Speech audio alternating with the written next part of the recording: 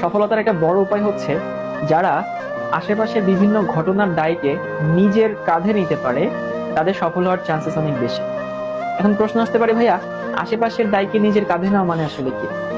আশেপাশের দায়কে নিজের কাঁধে নেওয়া মানে ফার্স্টে তোমার বাসায় এখন ইলেকট্রিসিটি নেই, ফার্স্ট ধরো যে নাই, তুমি বলতেই পারো যে ভাই আমার বাসায় কারেন্ট নেই, আমি আজকে পড়বো না, আমার এখন ভালো লাগছে না, আমি পড়বো না। তাহলে তুমি কিন্তু দায়টা নিজের উপরে নিলা না। তোমার বাসায় কারেন্ট নেই, সেটাকে তুমি মেনে নিয়ে যদি নিজে এখন পড়াশোনা শুরু করো, তো কারেন্ট নাই এইটা একটা এক্সকিউজ, ঠিক আছে, কিন্তু আমি সেটাকে নিজের কাঁধে নিলাম, ওকে কারেন্ট নাই, আমাকে একটু অন্ধকারেই পড়তে হবে, অন্ধকারে ক্লাসটা করতে হবে, একটু মোমবাতি ধরে তুমি ক্লাস করো, বা তোমার বাসায় যদি অন্য কোনো চার্জার লাইট থাকে সেটা দিয়ে তুমি ক্লাস করতে পারো। তো এটা হচ্ছে একটা ফ্যাক্ট যে আশেপাশের দায়কে নিজের উপরে নেওয়া।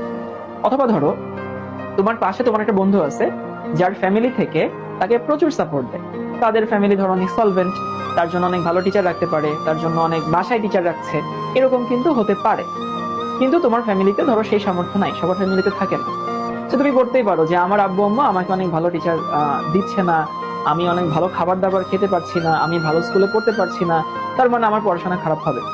কিন্তু তুমি যদি সেইটাকে দায়টাকে নিজের উপরে নাও যে হ্যাঁ, আমার আম্মু আমার আব্বু যেহেতু আমাকে ভালো টিচার দিতে পারছে না, সেইটাকে আমি নিজের উপরে নিয়ে আমি একটু বেশি পড়াশোনা করবো, ও যদি 3 ঘন্টা পড়ে আমি 5 ঘন্টা পড়বো।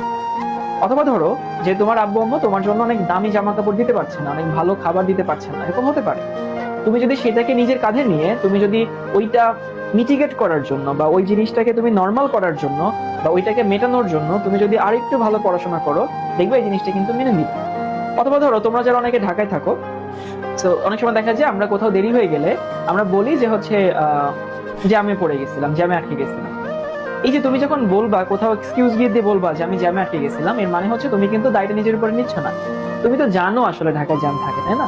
তো তোমার কি করা উচিত ছিল? তোমার একটু আগে রওনা হওয়া উচিত ছিল, বাসা থেকে একটু আগে বের হয়ে তারপরে তুমি সময় মতো এখানে আসতা। তো তুমি যদি একটু আগে রওনা হইতা, তার মানে কি ঢাকায় যে জ্যাম আছে এটা তুমি জানো, এবং সেইটা মেনে নিয়ে তুমি একটু আগে রওনা হচ্ছ, তার মানে আশেপাশের দায়কে নিজের উপরে নিচ্ছ।